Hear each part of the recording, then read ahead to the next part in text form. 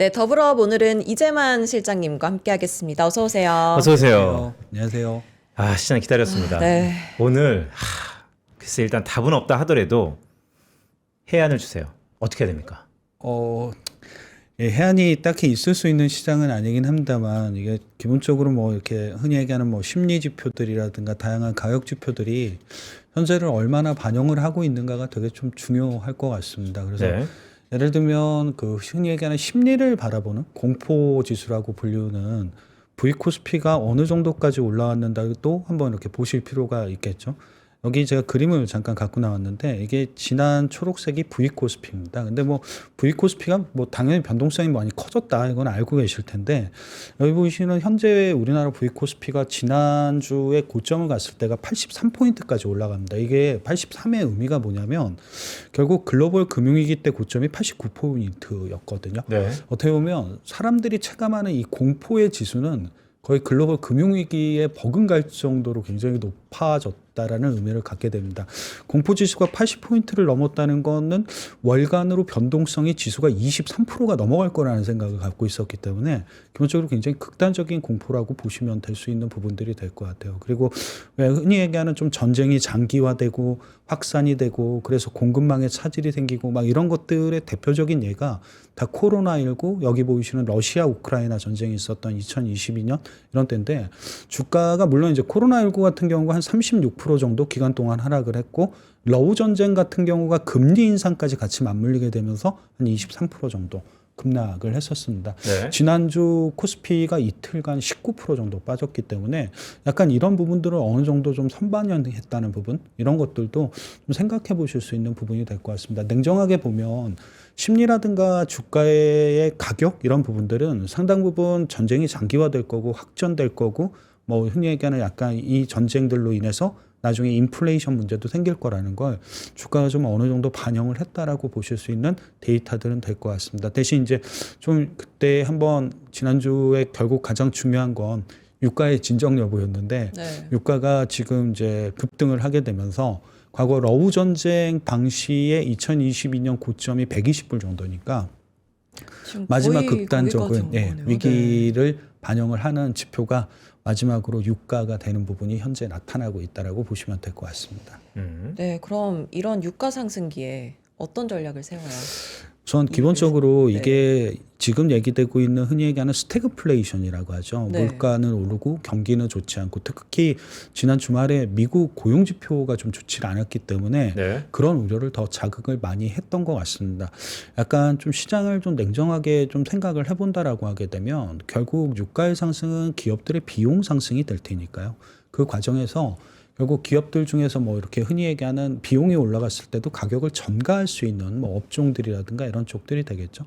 최근에 어쨌거나 3월 달 들어서 미국의 대표적으로 소프트웨어 업종 같은 경우가 주가가 오히려 1, 2월 달에 부진했다 강세를 보이고 있는데 이 미국의 소프트웨어 업종의 가장 큰 대표적인 뭐 그들이 갖고 있는 장점 중에 하나가 뭐냐면 굉장히 높은 영업이익률도 있습니다. 물론 네. 주가의 급락으로 밸류에이션이 크게 떨어지면서 뭐 가격 메리트가 생긴 게 저가 매수의 유입의 하나의 반등의 포인트가 됐다라고 하게 되면 이 저가 매수 유입의 흔히 얘기하는 원동력이 됐던 건 높은 영업이익률 어떻게 보면 이렇게 비용 상승기에는 흔히 얘기하는 가격의 전가력이 이렇게 높은 업종들이 상대적으로 부각이 될 수 있다는 특징도 갖고는 있었던 것 같습니다. 그러니까 주가 측면에서 보면 비용을 뭐 그게 사회 후생적으로 경기에는 차치하더라도 실제 기업의 어닝에 대해서는 전가력이 있는 기업을 우리가 주목해야 되자. 예, 아무래도 나중에 물론 어떻게 보면 모든 것들이 물가 상승 압력이라든가 인플레 압력으로 이어질 거라는 생각은 다 고민처럼 갖고 있긴 합니다. 근데 지금의 좀 이익을 지켜낼 수 있는 업종이 누구냐라는 것도 한 번쯤 어떤 업종을 내가 선별해서 사고 어떤 업종을 저가 매수해야 되는지에 대한 고민을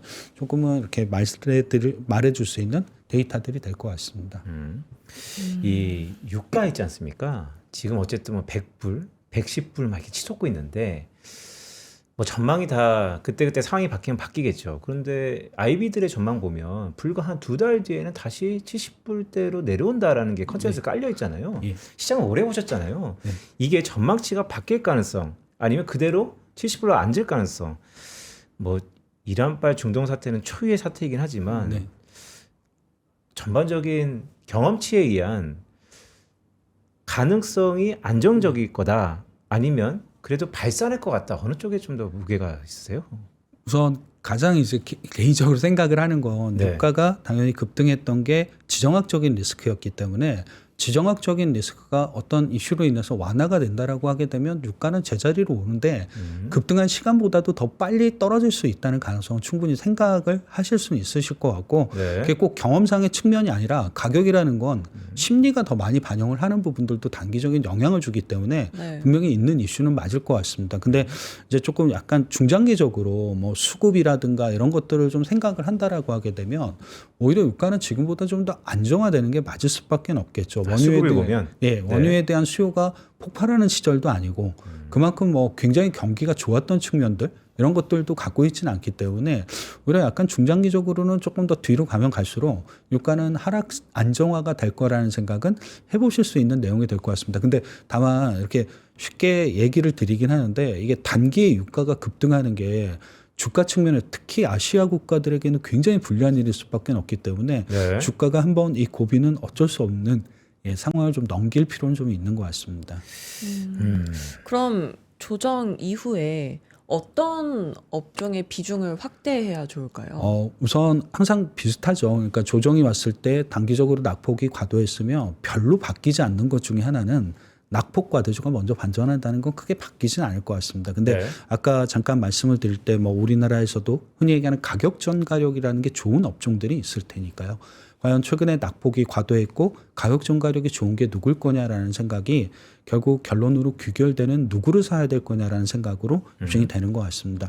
대체적으로 지금 뭐 낙폭 과대의 업종들은 대부분 다 보시면 쉽게 주가로 측면으로 입증이 될 것 같고요. 대신 우리나라에서 조금 더 가격 전가력, 즉 유가가 상승해도 흔히 얘기하는 영업이익률이 좋아지거나 매출이 좀 늘게 되면 영업이익률이 굉장히 탄력적으로 좋아지는 업종들도 좀 있기 마련입니다. 근데 이런 업종들이 대표적으로 그냥 잘 아시는 반도체하고 네. 기계하고 조선하고 방산 이런 쪽들입니다. 아, 저게 하이라이트 칠한 저거들이죠? 굉장히 전통적인 주도 업종들이었죠. 지금까지 지수를 이끌고 지수를 상승시켰고 이익을 증가시킨 업종들인데 대표적으로 이런 업종들이 여기에 좀 해당을 하게 됩니다. 그냥 조금 저가 매수의 관점, 내가 무엇을 사야 될 것인가에 대한 이성적인 관점에서는 이런 네. 업종들이 좀 유리할 것 같다는 생각 가지고 있습니다. 자, 오늘 뭐 시작 때부터 월요일인데 뭐 싸한 느낌도 있습니다. 그런데 끝으로 이거 하나 좀 여쭤볼게요. 모든 사람들이 유가만 바라보고 있습니다. 네. 근데 결국 저희 하나증권에서 하우스뷰 결정하시잖아요. 유가를 차치하고 이거는 내가 좀 바라보고 있다라는 지표, 변수 그런 게 있을까요? 지금 얽힌 실타래에 한나 우리가 희망이라고 할 수 있는 것을 본다면 모든 사람들이 유가를 보니까 유가 말고 내가 이걸 본다. 혹시 있을까요? 아까 얼마 전에 갔던 유가의 정점이 120불이라는 얘기를 드렸습니다. 네. 근데 모든 이렇게 지정학적인 리스크가 발생을 했을 때 한꺼번에 모든 지표가 반영이 되면 가장 좋은 저점일 겁니다. 근데 이게 생각보다는 반응하는 정도도 다르고 좀 단계별로 하죠. 심리 지표가 안 좋아지고 환율이 급등하고 주가가 급락하고 근데 의외로 그 당시에 보시게 되면 유가가 많이 올라가진 않았습니다. 생각보다는 이전 막 리스크 국면보다.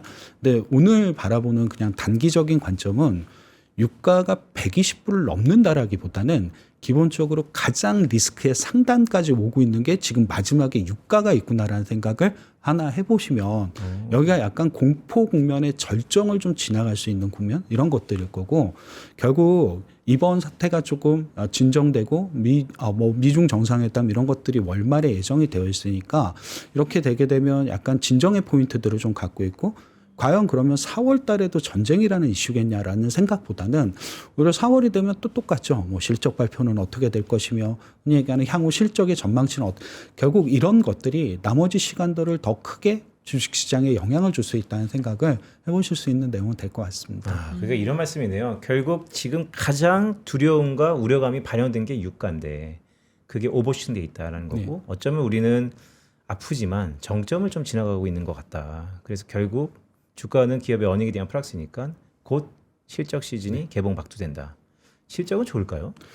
지금의 상황 자체를 이거를 실적에 반영하기는 시간이 굉장히 짧기 때문에 실적 자체는 1분기 추정치는 지금 이렇게 흔히 얘기하는 시장에 나와 있는 컨센서스 정도로 충분히 좋아질 수 있는 개연성 이런 것들은 아직은 더 높아 보인다는 생각을 가지고 얘기를 드릴 것 같습니다. 네. 빨리 우리 시장이 다시 올라왔으면 좋겠네요. 그러니까요. 네, 그럼 마지막으로 이번 주 투자 전략 어떻게 세우면 좋을지 네, 간단하게 한 말씀 부탁드립니다. 똑같은 네. 말일 수는 있지만 결국 공포의 단계가 거의 극의 마지막에 달하는 유가가 올라가고 있는 상황이기 때문에 너무 유가에 함몰이 돼서 이 지수가 빠지는 게 오래 갈 거라는 생각보다는 여기가 극단적인 공포를 마지막으로 반영하고 있는 절정의 단계라는 생각을 꼭 해보실 필요가 있고, 뭐 제가 말씀드린 낙폭과대 업종이야 이미 쉽게 접근하실 수도 있는 업종들이니까 한 번쯤 이제는 뭘 사볼 수 있을까에 대한 생각도 조금은 필요하실 것 같습니다. 네. 알겠습니다. 자, 오늘 말씀이 좀 귀에 맴도네요. 그러니까 가장 불안하죠. 모든 게 다, 보이는 게 다 불안합니다. 하지만 혹시 지금의 불안이 정점을 지나고 있다면 우리는 이후에 무엇을 봐야 되는가? 남들이 다 두려워할 때 혹시 나는 긍정적인 희망을 볼 수 있는 눈이 있는가? 이거 좀 중요한 포인트인 것 같습니다.